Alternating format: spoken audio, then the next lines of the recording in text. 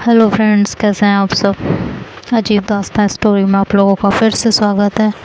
पिछले पार्ट में आप लोगों ने सुना कि श्रुति जो है वो बाहर निकल जाती है और अक्ष उसके पीछे पीछे दौड़ते हुए जाते हैं, चेकआउट करके पेमेंट वगैरह करके। श्रुति तब तक निकल चुकी होती है बाहर। तो कहते हैं कि कहाँ जा रही हो, पागल हो गई हो क्या। कहती है कहाँ जा रही हूँ का क्या मतलब है, घर जा रही हूँ। तो कहती है गाड़ी ये खड़ी है, बैठो। कहती है नहीं, मैं अकेली चली जाऊँगी। कहती है सुनो, चुपचाप यहाँ बैठो। तो श्रुति नहीं सुन रही होती है तो अक्ष उसका हाथ पकड़ती है, कहती है मैं गोद में उठा के बिठाऊँ या बैठ जाओगी। तो वो इधर उधर देखती है, काफ़ी लोग होते हैं, तो श्रुति आके चुपचाप बैठ जाती है और अक्ष गाड़ी स्टार्ट करते हैं। श्रुति चुपचाप बैठी हुई होती है, अक्ष कुछ नहीं बोल रही होती। अक्ष फिर से वही गाना गुनगुनाने लगता है कि रूठ न जाना तुमसे कहूँ तो, मैं आँखों में जो रहूँ तो। श्रुति कहती क्या है, क्यों गा रहे हो आप ये। कहते हैं मुझे पसंद है, मैं इसलिए गा रहा हूँ, तुमको क्या दिक्कत है, मत सुनो, कान में उंगली डाल लो। तो ऐसे बोलते हैं तो और अक्ष फिर गुनगुनाने लगते हैं कि तुम ये जानो या ना जानो, तुम ये मानो या ना मानो, मेरे जैसा दीवाना तुम पाओगे नहीं। याद करोगे मैं जो ना हूँ तो, रूठ न जाना तुमसे कहूँ तो। श्रुति जो है वो अक्ष को एकदम घूर के देखती है, कहती है आप चुप नहीं होंगे। तो अक्ष 2 मिनट शांत हो जाते हैं, कुछ नहीं बोलते। फिर थोड़ी देर बाद फिर से गाने लगते हैं कि मेरी ये दीवानगी कभी ना होगी कम, जितने भी चाहे तुम कर लो सितम। मेरी ये दीवानगी कभी ना होगी कम, जितने में चाहे तुम कर लो सितम। मुझसे बोलो या ना बोलो, मुझको देखो या ना देखो। तो श्रुति उधर मुँह कर लेती है और कहती है मन में कि यार ये शांत क्यों नहीं हो जाते हैं। तो अक्ष फिर से कहते हैं मुझसे बोलो या ना बोलो, मुझको देखो या ना देखो, ये भी माना मुझसे मिलने आओगे नहीं। सारे से तुम हंस के मैं सहूँ तो, रूठ न जाना तुमसे कहूँ तो। अरे रूठ न जाना तुमसे कहूँ तो, मैं इन आँखों में जो रहूँ तो। और श्रुति अपने हाथों को खींच रही होती है ज़ोर से, मुट्ठी बना के। तो अक्ष उनकी तरफ देखते हैं तो फिर एकदम शांत हो जाते हैं, वो कुछ नहीं बोलते हैं और ड्राइव करते हैं। थोड़ी देर में घर पहुंच जाते हैं। तो उनकी दादी और मम्मी वगैरह कहती हैं इतनी जल्दी मूवी ख़त्म हो गई। तो श्रुति से पहले कुछ बोलती तो अक्ष कहते हैं कि वो मॉम मेरी तबीयत अचानक से ख़राब हो गई थी तो इसलिए लौट आए हम लोग। तो कहते हैं कि अच्छा क्या हो गया था। कि बस मॉम सर में दर्द हो रहा था और कुछ नहीं। तो कहते हैं श्रुति ज़रा एक गिलास गुनगुना पानी लेके आना कमरे में। ये कह के वो ऊपर चले जाते हैं। श्रुति उनकी तरफ देखने लगती है कि इनको पता है अभी मैं समझा के आई हूँ, फिर भी अपनी हरकतों से बाज नहीं आने वाले हैं, क्या करूँ मैं इनका। खैर वो कुछ नहीं बोलती है और पानी लेने के लिए किचन में जाती है और पानी गर्म करती है और जूही को आवाज़ देती है कि जूही सुनना 1 मिनट। जूही आती है और कहती है कि हाँ बोलो दीदी, कि ये ज़रा दे आओगे अपने जीजू को। तो कहती है कि मैं आपसे मंगाया ना, आप लेके जाओ। कह रही जितना कहूँ उतना किया करो, बस जाओ लेके दे के आओ फटाफट। कहती है बट मैं, तो कहते बोला ना। तभी उनकी मॉम आ जाती हैं श्रुति के अंदर और वो ग्लास पानी का ले लेती हैं हाथ से, जूही के, और जूही से कहते हैं तुम जाओ, ठीक है।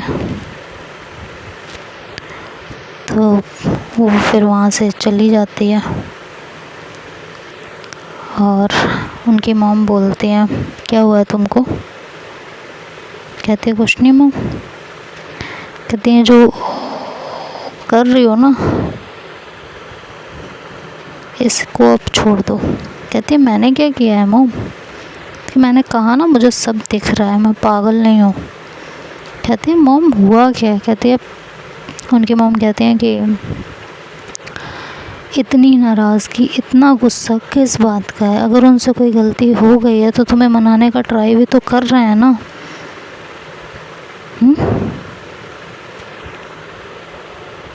क्यों इतना भाव खा रही हो? एक बात बताऊं श्रुति तुम्हें? कहती है जी मॉम। इंसान को उतना ही तड़पाओ जब तक वो तड़पता रहे, तुम्हारे लिए उसकी तड़प बनी रहे। अगर उसकी तड़प ख़त्म हो गई ना तो तुम कितना भी तड़पाओ फिर उससे फ़र्क नहीं पड़ेगा, ये याद रखना। और उस समय तुम्हें रोने के अलावा कुछ नहीं रहेगा। वो पागलों की तरह तुम्हें मना रहे हैं, उनको रोते हुए मैंने देखा है। हम लोग कुछ बोल नहीं रहे हैं कि तुम दोनों के आपस का मैटर है, चलो तुम लोग सॉल्व कर लोगे, लेकिन तुम लोगों को समझ में ही नहीं आ रही है बात। और तुम लोगों को क्या, तुम्हें नहीं समझ में आ रही है बात? ऐसा अभी क्या हो गया है कि तुम जो है इतना ज़्यादा परेशान कर रही हो उन्हें? रात रात भर सोते नहीं है वो? तो हाँ ज़रूर, सुबह मुझसे लेट उठते हैं, रात रात भर सोते नहीं हैं। कहती हैं हाँ, जब तुम सोती रहती हो ना वो यहाँ नीचे टहलते रहते हैं, कभी बाहर टहलते हैं घर के, और फिर सुबह आके हम लोगों के उठने से पहले आके कमरे में लेट जाते हैं, जिससे किसी को कुछ पता ना चले। समझ में आया? कहती कल रात तो मैं बहुत रात तक जग रही थी। कह रही जब लेटती हो सोती हो तभी वो उठते हैं, उनका कोई कमरे में मन नहीं लगता। और लगेगा भी कैसे? जिसका पार्टनर, जिसकी वाइफ उससे नाराज़ हो, उससे बात ही ना कर रही हो, उसका कमरे में कहाँ से मन लगेगा? अगर मैं पानी पीने नहीं उठती तो मुझे पता भी नहीं चलता कि वो रात भर बाहर टहलते हैं। मत करो ये सब, उनकी तबीयत के बारे में तुम्हें अच्छे से पता है। ज़्यादा ख़राब हो जाएगी तो कुछ नहीं कर पाओगे, सिवाय पछताने के तुम्हारे पास कुछ नहीं रह जाएगा। ठीक है, तुम्हें नाराज़गी दिखानी थी, तुमने दिखा ली। कहती मॉम मैं कहाँ नाराज़गी दिखा रही हूँ? मुझे तो यही समझ नहीं आ रहा सब लोग मेरे पीछे क्यों पड़ गए हो?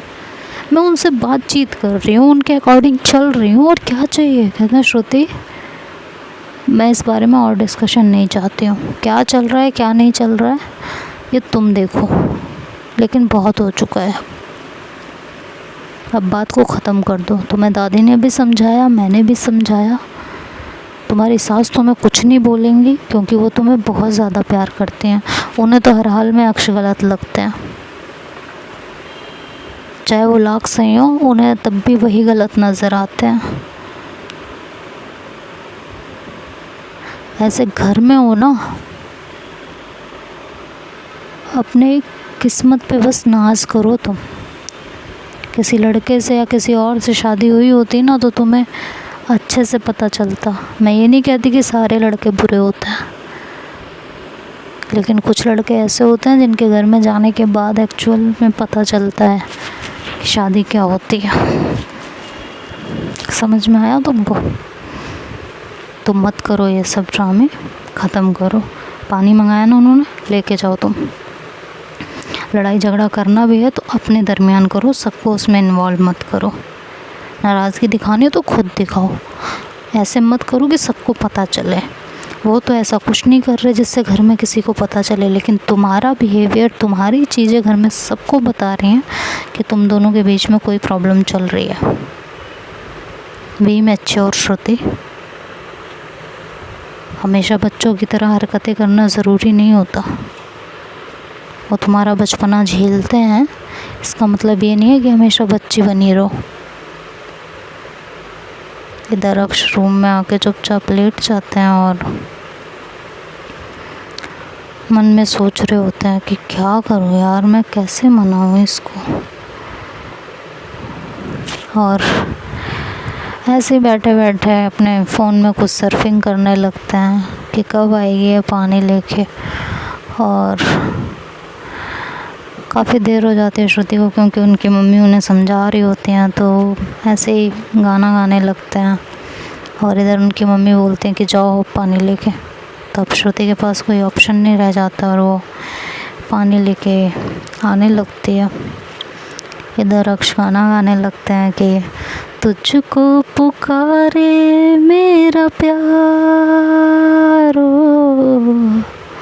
तुझको पुकारे मेरा प्यार, आजा मैं तो मिटा हूँ तेरी चाह में, तुझको पुकारे मेरा प्यार हो, तुझको पुकारे मेरा प्यार, आजा मैं तो मिटा हूँ तेरी चाह में। तो तभी उन्हें श्रुति के कदमों की आहट सुनाई देती है, तो उनके दिमाग में कुछ छूट-फटांग हरकत आती है, लेकिन फिर वो चुप हो जाते हैं और कि कुछ नहीं करते। और फिर उसके आगे की लाइन गाने लगते हैं कि आखिरी पल है, आखिरी आहें तुझे ढूंढ रही हैं, डूबती सांसें बुझती निगाहें तुझे ढूंढ रही हैं, सामने आजा एक बार ओ, सामने आजा एक बार, आजा मैं तो मिटा हूँ तेरी चाह में, तुझको पुकारे मेरा प्यार, ओ तुझको पुकारे मेरा प्यार। तो श्रुति ये गाना सुनते हैं उनका, और वो वहीं गेट पे ही उनके कदम ठहर जाते हैं। तो श्रुति वहीं ठहरती है और कहती है यार ये कितने दर्द में है, जाके हक कर लेती हूँ ना, मना लेती हूँ। और ये सोच के वो तुरंत गेट खोलने की कोशिश करती है, बट फिर से उसको वही सारी बातें याद आने लगती हैं और उसकी आंखों से आंसू गिरने लगते हैं। पता नहीं कितने अंदर तक उसको ये घाव पहुंचा है, हम लोग तो अंदाज़ा भी नहीं लगा सकते। उसके दिमाग में बार बार वही उसके फ्रेंड वाली बात कि अक्ष उसके फ्रेंड से उसकी बात चलाएंगे, उसके दिमाग में नाचती रहती है। इधर अक्ष देखते हैं कि धीरे से ऐसे जाग के उसके कदमों की परछाई कमरे के नीचे से आ रही होती है, तो वो फिर से एक गाना गुनगुनाने लगते हैं। वो तो भाई देवदास हो चुके हैं कि तमाम उम्र के रिश्ते घड़ी में खाक हुए, तमाम उम्र के रिश्ते घड़ी में खाक हुए, ना हम है दिल में किसी के, ना है निगाहों में, ना हम है दिल में किसी के, ना है निगाहों में, वो जिंदगी जो थी अब तक तेरी पनाहों में, वो जिंदगी जो थी अब तक तेरी पनाहों में, चली है आज भटकने उदास राहों में। तभी श्रुति सराहा नहीं जाता और वो गेट खोल देती है कहती है इनके गाने तो बंद होंगे नहीं और मैं रोते रोते परेशान हो जाऊँगी। तो वो गेट फटाफट खोलती है और अंदर आ जाती है।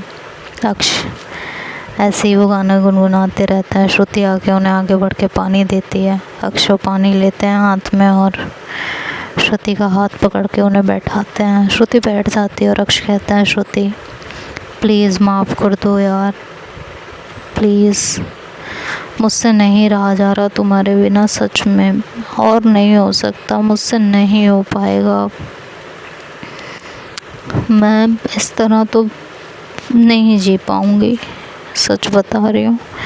अगर फिर भी तुम्हें यही करना है तो बता दो मुझे, मुझसे नहीं हो रहा यार, नहीं हो रहा सच में। श्रुति उस समय थोड़ा और गुस्से में आ जाती है कि उन्हें कितनी बार समझाया है कि इस तरह से मत रहा करो, लेकिन इन्हें समझ में नहीं आता। तो अक्ष कहते हैं अगर तुम्हें इसी तरह रहना है ना तो तुम मुझे अभी क्लियर कर दो, मुझसे और ये चीज़ें नहीं बर्दाश्त हो रही अब, ठीक है, बहुत हो चुका अब तुम्हारा। इतना भी क्या कर दिया यार मैंने, ऐसा भी कोई बहुत बड़ा गुनाह नहीं कर दिया। एक बात मन में आई और मैंने तुमसे कह दी बस। श्रुति को तो बहुत गुस्सा आता है इस बात पर। कहते ठीक है, आपके दिल में एक बात आई और आपने कह दी, आपको कोई फ़र्क नहीं पड़ता ना कि आपने कितनी बड़ी बात कही और कितनी नहीं, आपको तो इल्म भी नहीं है, आपको तो लगता है आपने बहुत बड़ी गलती नहीं की है। तो ठीक है ना, क्यों मना रहे हो आप मुझे? जब गलती नहीं है, जब आपको लग ही नहीं रहा है तो किस लिए मना रहे हो और किस लिए आप बेचैन हो रहे हो? छोड़ दो ना। तो ये कह के श्रुति वहाँ से उठ के जाने लगती हैं। तो अक्ष उनका हाथ पकड़ लेते हैं और कहते हैं प्यार नहीं है तुम्हें मुझसे, छोड़ दूँ मैं तुम्हें, रह लो कि तुम मेरे बिना, बताओ। तो श्रुति अपना हाथ झटकती और कहती हाँ रह लूँगी मैं आपके बिना, नहीं है मुझे आपसे प्यार। और कुछ सुनना चाहते हो आप?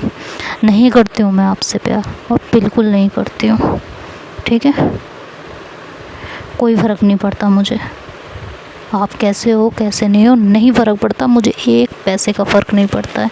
अब आपको जो समझना है, जैसे समझना है वैसे समझो, और मेरे बिना रहने की आदत डाल लो, ठीक है, नहीं है मुझे आपसे प्यार, रहो मेरे बिना। ये कह के श्रुति वहाँ से जाने लगती है। तो अक्ष कहते हैं कि कर दुआ के दिल रह पाए, कर दुआ के दिल रह पाए सजना तेरे बिना, ओ सजना तेरे बिना, कर दुआ के दिल रह पाए, कर दुआ के दिल रह पाए सजना तेरे बिना, ओ सजना तेरे बिना। जुदाई जुदाई हाय कैसी है जुदाई, जुदाई जुदाई हाय कैसी है जुदाई, कर दुआ के दिल रह पाए, कर दुआ के दिल रह पाए सजना तेरे बिना, ओ सजना तेरे बिना, मेरे दिल को कुछ नहीं भाए, मेरे दिल को कुछ नहीं भाए सजना तेरे बिना, ओ सजना तेरे बिना, ओ सजना तेरे बिना, मुझे एक पल चैन ना आए, मुझे एक पल चैन ना आए सजना तेरे बिना। और ये कहकर श्रुति के आगे आते हैं, हाथ जोड़ के उनके सामने खड़े हो जाते हैं और फिर से एक लाइन गाते हैं कि हम तुमसे जुदा होके मर जाएंगे रो रो के। श्रुति उनके हाथ पकड़ लेती और